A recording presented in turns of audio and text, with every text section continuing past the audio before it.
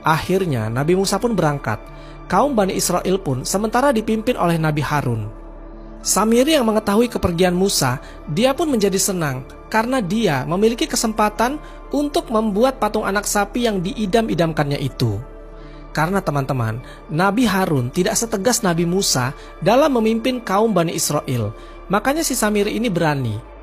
Akhirnya pada suatu hari, Samiri pun mengumpulkan sejumlah emas dari orang-orang kaum Bani Israel.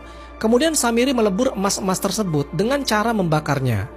Samiri pun ingat bahwasanya dia punya bekas pijakan kaki kuda malaikat Jibril yang dia simpan di suatu tempat.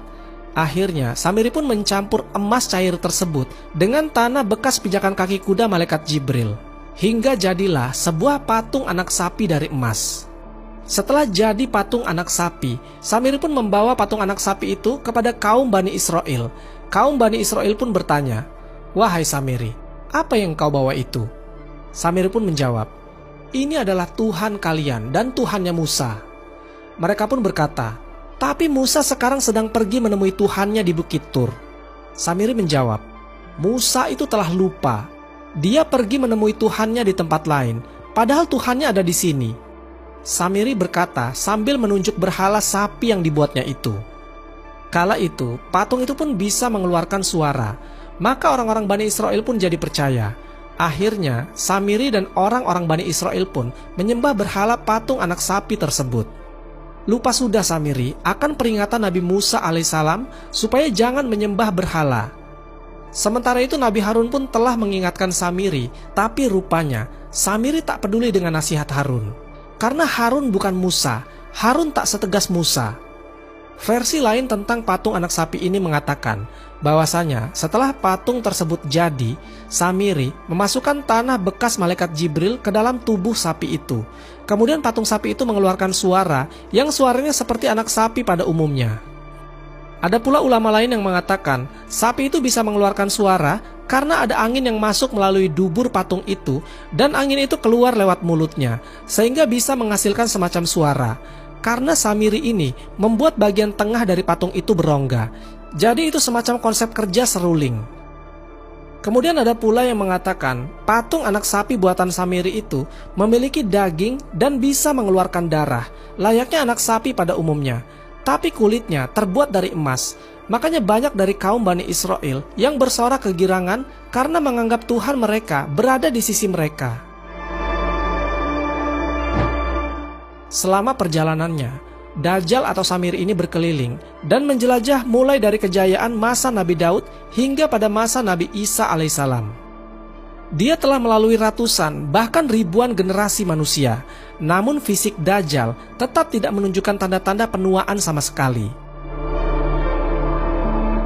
Setelah berkelana ke berbagai tempat, akhirnya Samiri pulang ke pulau di mana ia pernah diasuh oleh Al-Jasasah dan malaikat Jibril. Tetapi ketika ia berlabuh dan berjalan menuju ke arah gua tempat dia diasuh dahulu, Al-Jasasah, yaitu binatang berbulu tebal di pulau itu, dan bersama-sama dengan 20 makhluk yang bertubuh tinggi, yang melebihi pohon-pohon tinggi yang terdapat di pulau itu, di mana wajah mereka bersinar seperti matahari, telah menghalangi jalannya Samiri. Pada tangan mereka terdapat rantai besi yang tampak jelas bukan buatan manusia. Samiri yang pada ketika itu sedang menggigil ketakutan bertanya kepada Al-Jasasah, "Siapakah mereka? Bagaimanakah mereka dapat sampai ke sini?" Al-Jasasah menjawab, "Wahai orang yang paling bodoh, engkau telah menyia-nyiakan 2 kesempatan yang telah diberikan kepadamu, dan tidak tersisa lagi bagimu kecuali janji yang terakhir itu." Janji yang terakhir itu adalah pesan malaikat Jibril seperti yang tertulis pada batu yang ke-7 untuk Samiri. Tidak ada kitab bagimu kecuali apa yang telah dibawa kepadamu oleh seorang nabi yang terakhir, yaitu Nabi Muhammad SAW, yang akan datang menjelang akhir zaman. Jika engkau beriman dan meyakini apa yang kami imani, maka Allah Subhanahu wa Ta'ala akan mempermudahkanmu untuk mengimani penutup para nabi. Ia bernama Muhammad Al-Amin. Ia akan lahir sebagai nabi dan rasul di tengah-tengah kaum yang buta huruf. Ia akan berhijrah ke tempat-tempat yang banyak ditumbuhi dengan pohon-pohon kurma dan yang mempunyai banyak mata air, serta sumur tawarnya dengan tanah yang subur. Jika engkau mendustakan nabi yang mendahului Muhammad, maka Allah Subhanahu wa Ta'ala akan menutup pintu hatimu dengan selubung hitam. Hatimu akan menjadi condong kepada kejelekan dan tidak dapat melihat cahaya. Akalmu hanya dapat melihat dirimu sendiri saja seperti iblis yang terkutuk, dan engkau pun akan menjadi teman akrabnya. Jika engkau tidak mempercayai akan adanya Allah Subhanahu wa Ta'ala dan para malaikatnya serta para rasulnya, maka engkau akan dimasukkan ke dalam penjara 1000 tahun lamanya. Engkau hanya akan dibebaskan pada ketika Nabi Muhammad SAW telah wafat. Ketika Samiri tersadar dari pingsannya, ia mendapati dirinya telah berada di dalam gua, dan Al-Jassasa sedang berada di hadapannya. Saat itu, Samiri melihat kedua tangan dan kakinya sudah dibelenggu dengan rantai yang sangat panjang, agar dia dapat bergerak, duduk, berdiri, berjalan, dan lain sebagainya. Al-Jassasa bersungguh-sungguh untuk memastikan kebersihan dan mengurus badan Samiri. Saat itu, Samiri seringkali merasakan ketakutan yang tidak pernah dia rasakan sebelumnya.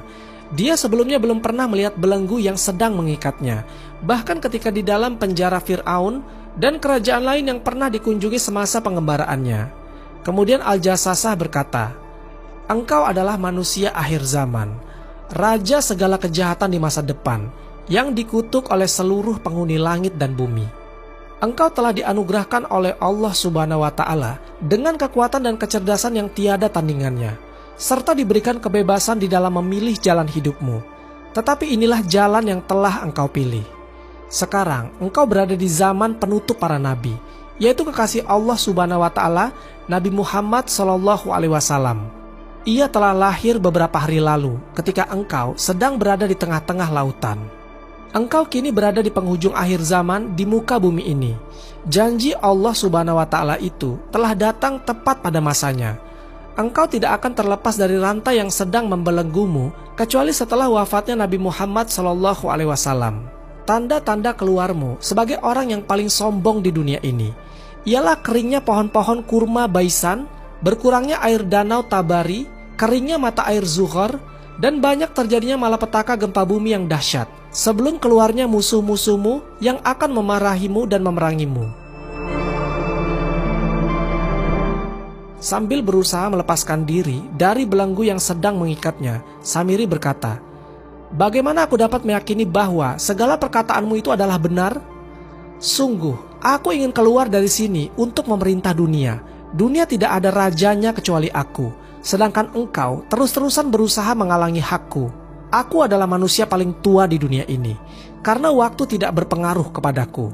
Seluruh dunia di sekitarku telah berubah, tetapi aku tidak pernah berubah, tidak pernah tua dan tidak beruban. Segala sesuatu di sekitarku tunduk kepadaku.